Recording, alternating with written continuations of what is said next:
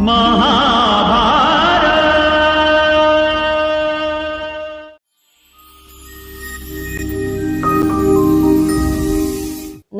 दोस्तों, आज हम वेद व्यास द्वारा लिखी बाल महाभारत कथा का 36वां अध्याय कर्ण और दुर्योधन भी मारे गए पढ़ेंगे। द्रोणाचार्य की मृत्यु के बाद कौरव सेना का सेनापति कर्ण को बनाया गया। मृधराज शल्य कर्ण के सारथी बने। दूसरे दिन कर्ण ने घमासान युद्ध किया। अर्जुन की रक्षा भीम कर रहा था। यह देखकर दुशासन ने भीम पर बाणों की वर्षा की तो भीम ने उसे जमीन पर गिराकर उसका एक एक अंग तोड़ मरोड़ डाला। भीम मैदान में नाचने कूदने लगा और चिल्लाने लगा, मेरी एक प्रतिज्ञा पूरी हुई। अब दुर्योधन की बारी है, उसका काम तमाम करना बाकी है। अश्वत्थामा ने पांडवों की सेना पर हमला कर दिया। कर्ण और अर्जुन में भयंकर युद्ध हुआ। कर्ण ने अर्जुन पर एक आग उगलता बाण चलाया।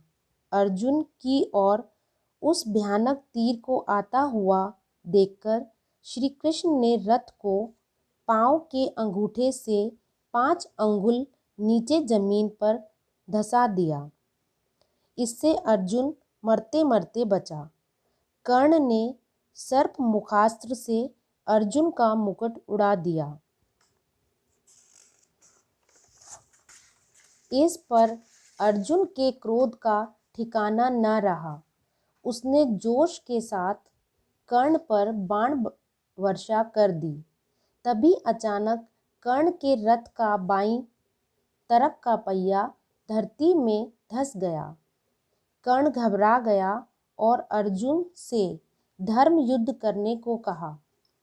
कर्ण के मुंह से धर्म युद्ध की बातें सुनकर श्री कृष्ण ने उसे उसके द्वारा किए गए घृणित कर्मों को याद दिलाते हुए कहा, तो तुमको अब धर्म याद आ रहा है।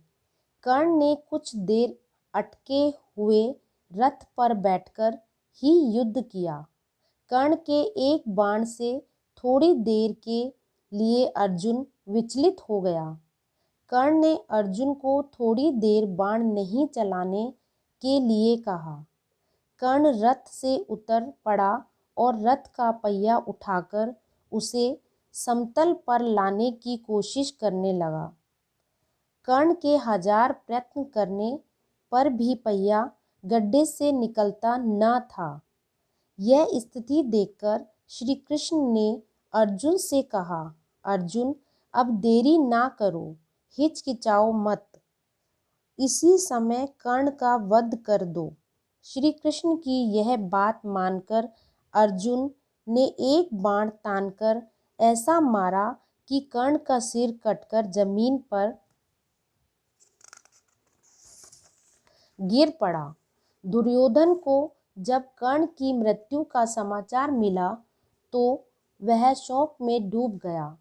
उसे सांत्वना देते हुए कृपाचार्य ने दुर्योधन को पांडवों के साथ संधि करने की सलाह दी। कौरवों को यह बात पसंद नहीं आई और मृधराज शल्य को सेनापति बनाया और युद्ध जारी हो गया। पांडवों की सेना का संचालन युधिष्ठिर स्वयं कर रहे थे। युधिष्ठिर ने शल्य को मार दिया था।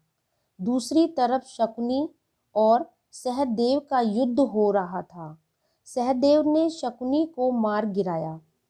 कौरव सेना के सारे वीर कुरुक्षेत्र की भूमि पर सदा के लिए सो गए।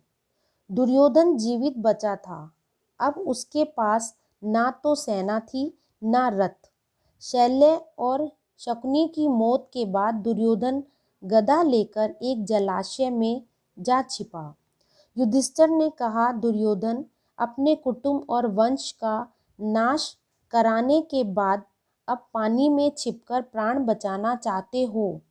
यह सुनकर दुर्योधन ने व्यथित होकर कहा, मैं ना तो डरा हुआ हूँ और ना मुझे प्राणों का मोह है।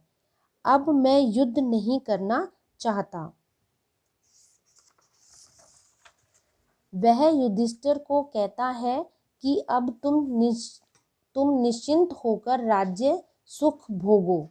इस पर युधिष्ठिर ने उसे उसकी सुई की नोक बराबर जमीन ना देने की बात याद दिलाते हुए ललकारा तो दुर्योधन गदा युद्ध के लिए तैयार हो गया।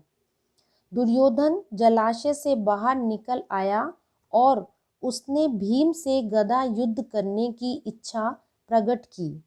भीम व दुर्योधन के मध्य भयानक गदा युद्ध हुआ।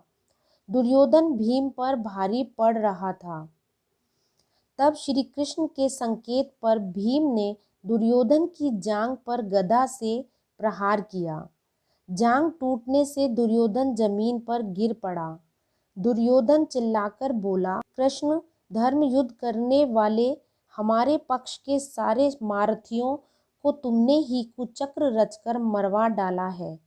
दुर्योधन को इस प्रकार विलाप करते देख श्री कृष्ण बोले, दुर्योधन, तुम अपने ही किए हुए कर्मों का फल पा रहे हो। लालच में पड़कर तुमने जो महापाप किया था उसी का यह फल तुम्हें भुगतना पड़ रहा है। यह तो था 36वें अध्याय का सारांश रूप। अब हम इसके प्रश्न उत्तर करेंगे। प्रश्न पहला, द्रोण के मारे जाने पर कौरव का सेनापति किसे बनाया गया? उत्तर, द्रोण के मारे जाने पर कौरव का सेनापति कर्ण को बनाया गया। प्रश्न दूसरा, दुशासन का वध किसने किया? उत्तर, दुशासन का वध भीमसेन ने किया। प्रश्न तीसरा, अर्जुन पर आग सा उगलता हुआ बाण किसने चलाया? उत्तर, अर्जुन पर आग सा उगलता हुआ बाण कर्ण ने चलाया।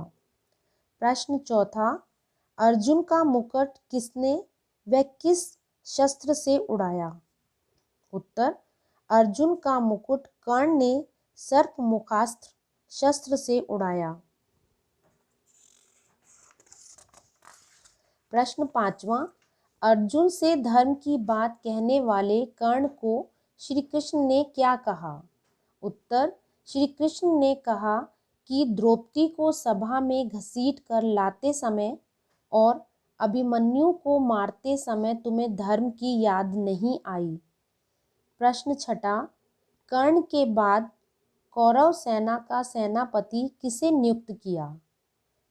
उत्तर, कर्ण के बाद कौरव सेना का सेनापति मद्र राज्य शैल्य को नियुक्त किया। प्रश्न सातवां, मद्र राज्य शैल्य व शकुनी का वध किसने किया? उत्तर, मद्र राज्य शैल्य का वध युधिष्ठिर ने व शकुनी का वध सहदेव ने किया। प्रश्न आठवां, कृपाचार्य ने दुर्योधन को सांत्वना देते हुए क्या सलाह दी? उत्तर, कृपाचार्य ने दुर्योधन को कहा, राजन, अब तुम्हारा कर्तव्य यही है कि पांडवों से किसी प्रकार संधि कर लो। प्रश्न नवा, जलाशय में छिपे दुर्योधन को युधिष्ठिर ने कैसे चुनौती दी? उत्तर, युधिष्ठिर ने कहा, दुर्योधन, अपने कुटुंब और वंश का नाश कराने के बाद अब पानी में छिपकर प्राण बचाना चाहते हो। प्रश्न 10वां, दुर्योधन ने युधिष्ठिर से क्या कहा? उत्तर, दुर्योधन ने कहा कि मेरा युद्ध से जी हट गया है। मेरे सारे साथी मारे जा चुके हैं। राज्य सुख का मुझे लोभ नहीं रहा। यह सारा राज्य अब तुम्हारा ही है। आपको ये वीडियो कैसी लगी मुझे कमेंट बॉक्स में ज़रूर लिखें। इसके बाकी अध्याय पढ़ने के लिए इस चैनल को ज़रूर देखें व सब्सक्राइब करें।